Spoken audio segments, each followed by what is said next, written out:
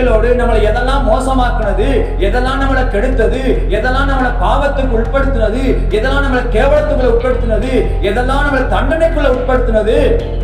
அப்ப பழையவைகளை ஒழிச்சிடணும் இல்லையா, பழையவைகளை கலைச்சு போட்டணும் இல்லையா.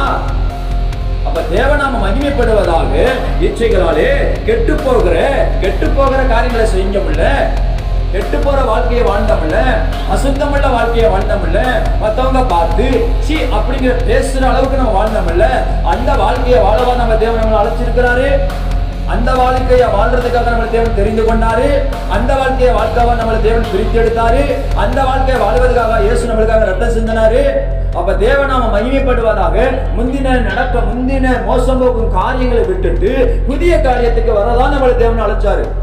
அப்ப தேவநாம மகிமைப்படுவதாக அந்தபடியே முந்தின நடக்கைக்குரிய மோசம் போக்கும் இச்சைகளாலே கெட்டு போகிற பழைய மனுஷனை நீங்கள் எல்லாரும் கலைத்து போடுங்க. அந்த மனுஷனை அழிக்கணும், பழைய மனுஷனை அழிக்கணும். முதல்ல குறை சொல்றதை அழிக்கணும், கெட்ட வார்த்தை பேசுறது இது பழைய மனுஷன், குறை சொல்றது பழைய மனுஷன், திருடுறது பழைய மனுஷன், பொய் பேசுறது பழைய மனுஷன், குடிக்கிறது பழைய மனுஷன், வெத்தலை பார்க்க போறது பழைய மனுஷன், ஊழிய கண்ணுக்கு கீழ்படுகிறது, சபைக்கு கீழ்படுகிறது, எல்லாம் பழைய மனுஷன்.